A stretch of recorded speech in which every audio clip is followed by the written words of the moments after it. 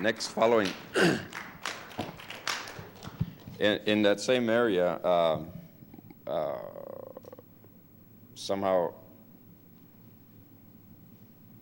there was a different religious experience in terms of the church from the things that I had witnessed in New Mexico. There seemed to be in the hills a different fervor for believing. And when I got to California, I became a little bit confused, and I later on wrote some poetry about my run-ins or whatever experiences with the church. This is entitled Misa and Fowler. Doña Teresa's voice crackled like brittle capsules of saliva and screeched old. And Sister Celeste missed at the organ, and he laughed aloud, and before he could stop, Tony and Chon were laughing. And the father's urgent and severe gaze censured them out the door, and they sat by the curb and drank $3 Joe's wine. And when they started mimicking in high voices Doña Teresa singing, ushers, ashamed of them, were sent to quiet them so the mass could continue. This one is entitled Jack Off Hangover. Sunday morning in church, after jacking off, the statues looked like his mother and his sisters, and he would shut his eyes and his throat glands wanted to cry out, no, it was not the Virgin Mary, it was Wonder Woman and Lois Lane. It was not the Virgin Mary, it was Maggie Griggs. But it didn't matter. He was unholy, they claimed. This one is entitled Irish Priests and Chicano Sinners. He never saw a real priest. They came from Spain or they were from Ireland. And the growers were fair with blonde hair, Protestants, no doubt. So when he sinned, all there were Spanish priests and Irish ones full of bitterness and all those sinning Mexicans.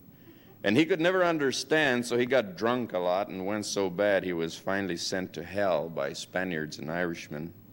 And nobody bothered to explain any of it to him. So that's my trip with the church.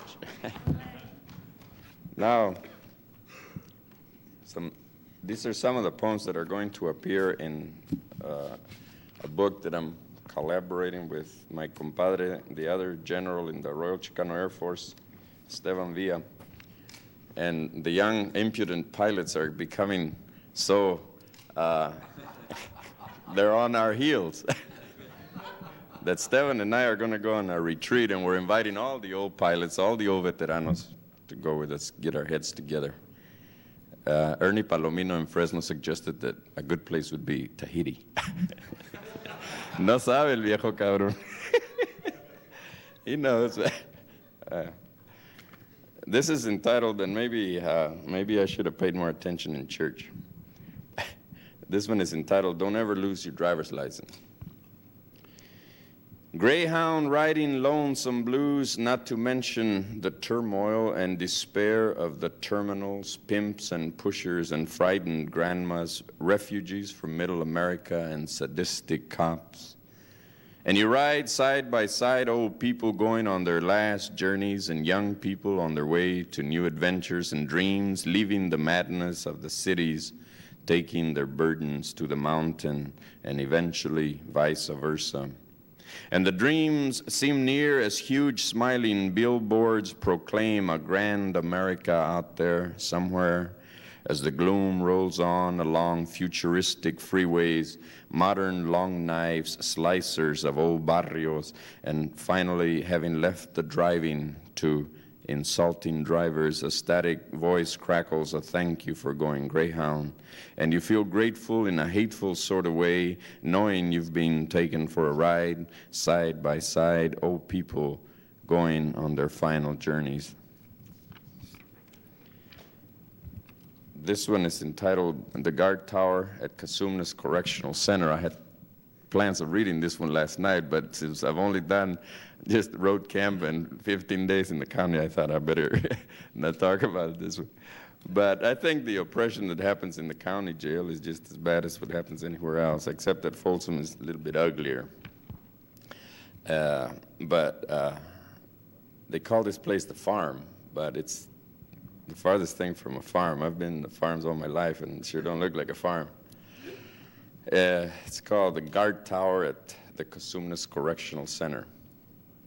You stand impressive in your stoical awesomeness, surveying a sorry sight of desolation hallowed many times over by scores of martyred raza, political blacks, and your own addicted children and their derelict fathers. Over all that misery, innocuous for the moment, you stand defiant, sterile erection, symbol of America. Ironically, to the right, the flag flutters, anxious to heave accolades in your direction, the touch of 13 swords knighting your futile efforts, no longer illuminated by 50 darkened stars. Uptide, upright, and powerful tower of power, yet this humble poet dares to nullify your lofty grandeur, stripping your cover as bare as the damaged denizens, your powerful binoculars denude with every methodical scan. Bring it up close, tower. Take a good look.